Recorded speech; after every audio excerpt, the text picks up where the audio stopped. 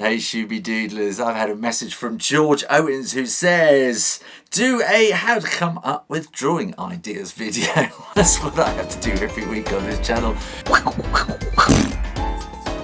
And as a professional illustrator as well, I have to come up with ideas for drawings too. As an illustrator, I illustrate children's books, so in a way it's not that difficult. I get the story. Well, most of the time I write the story. So while I'm writing the story, I'm thinking ideas for pictures along the way. So maybe that's an idea, is to think up a story and draw the illustrations to it. That's one idea for getting ideas for drawings. While I'm writing, I'm thinking up. I can always see the pictures in my imagination. That is the thing about it. And I kind of draw what I see there. I made another video about that, click here to find out more. Otherwise, as an illustrator, you'll be given a brief and you'll be asked, can you draw this? And we want it by next Tuesday and it's going to be in this style or whatever, or we like your style, do it like this. And you will just have to draw it and you'll send in roughs and they'll like it or they won't. So that's working as a professional. Otherwise, if you're just kind of thinking, what can I draw today?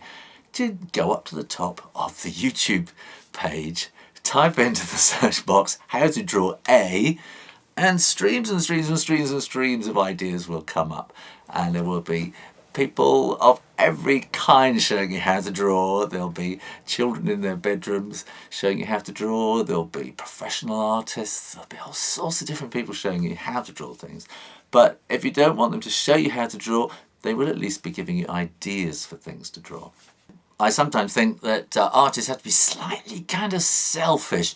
So as you are reading through this list of, how to draw an owl, how to draw a peacock, how to draw a city landscape, there's a little part of you in there because I don't want to do that. No, I don't want to do that. I don't want to do that because they've done that and I want to do something myself. And as you're going through this great long list, something will click in your brain and you'll go, I don't want to do that because I want to do a... Oh, you'll go, that's what I wanted to do all along. And then just get on with it and do it. Now, one thing I have is a sketchbook. And I keep a sketchbook on the go the whole time. And I keep writing little notes and drawing little things in it. And as you go around, these little ideas, they're just sketches. They're the beginnings of drawings, and you can come back, look in your sketchbook and you go, oh yeah, that was good, that was good. I didn't quite work that idea out. And you can keep drawing that idea, research more and more, and add to it and build and build. And a sketchbook is like a battery, where, a rechargeable battery, and you kind of put ideas in there, they're little ideas, and it's charging up. And when you run out of ideas, you come back here, it's full of ideas, and which should kind of power you up again, like plugging in a battery that's been recharged. But where do you get the ideas to put in here in the first place? You've got to get out and about a bit. If you're going to sit in your living room playing Xbox, it's not putting ideas into your head. You've got to get out and about a bit.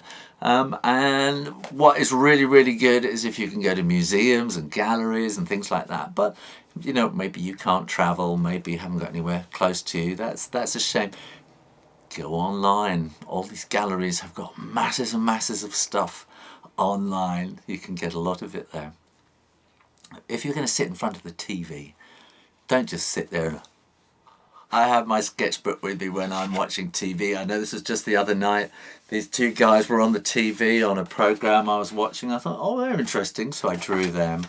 And I was watching this program about medicine and stuff. And I started drawing the kidney because that's what it was all about. It was about kidney transplants, I think, and I thought the kidney in it sort of stretches out.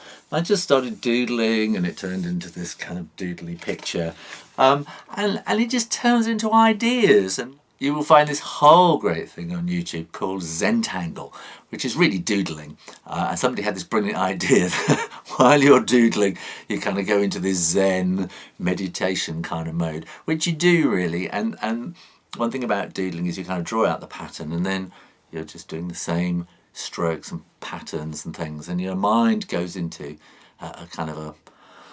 You zone out a little bit, but it zones out the left-hand side of the brain, which is all the mathematical kind of side, and then the right-hand side of the brain starts kicking in. That's your creative side, and it will start talking to you. And part of the thing is learning to listen to its voice and have a conversation with it. And there is this part of your brain, which is your creative side, which if you're having trouble coming up with ideas for drawings, you're maybe not in touch with as much as you could be. And it's kind of relaxing and allowing this kind of little creative voice inside your head to talk to you. And you've got to listen to it and kind of go with it. You know, sometimes you get a hunch, you think, oh, I got this feeling that that's that little voice. It kind of works away. It's part of your brain that works away all the time. And when you get that little hunch saying, oh, maybe do a drawing about, don't question it, just do it. That is the kind of right side of your brain that thinks for you creatively all the time. And if you were thinking creatively all the time, your brain would fuse. So it just kind of sends these little messages. You've got to learn to receive these messages and do something with it. Now, the other thing, if you're watching the TV, what are you watching? Are you watching rubbish? If everyone have ideas for stuff, you gotta feed your brain.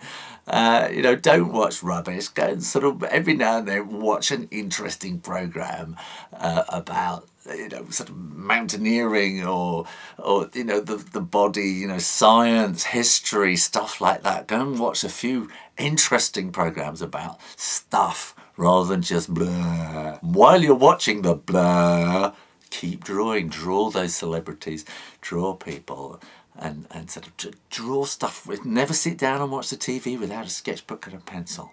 Now you're going to say, but everybody's going to be watching me. And this is another thing to get over. Have you heard the term artistic license? Well, it has kind of two meanings.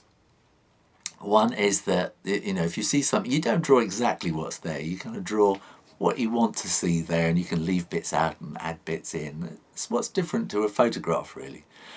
But there's this other thing about giving you license.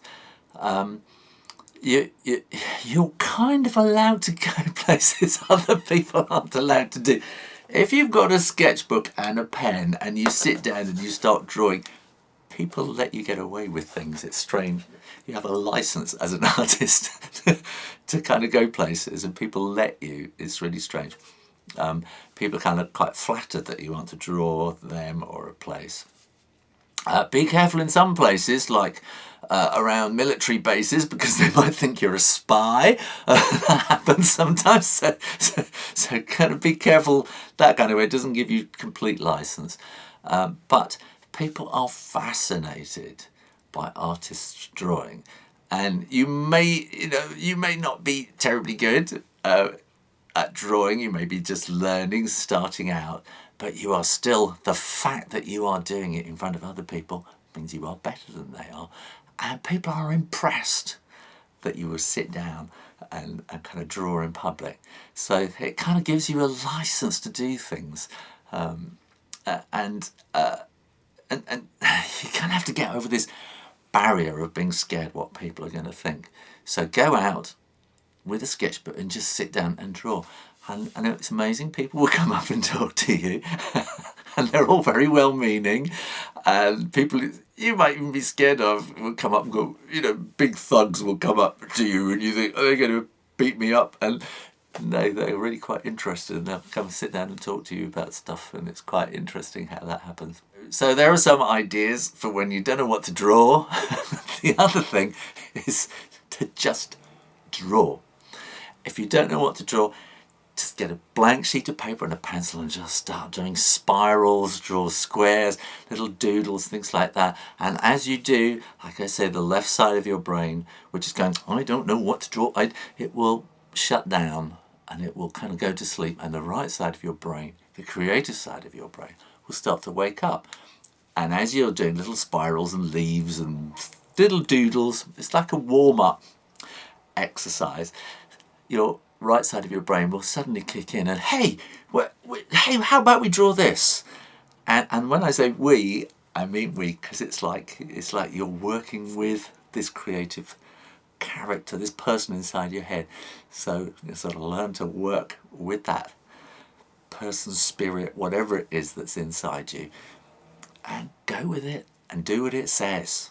Well, I hope you enjoyed that, and if you want more advice videos for artists, click that link, or if you want to do some drawing, try the mystery drawing. Yeah, make sure you click that logo at the top there as well, and subscribe to this channel for lots more drawing videos and stuff. And why not come over and have a look at my Patreon art school, where we have courses starting at £3 a month and things, and I do assignments every month, so if you can't think what to draw, I can give you ideas. In the meantime, keep drawing, practice, and I'll see you next time. You take care now. Bye bye.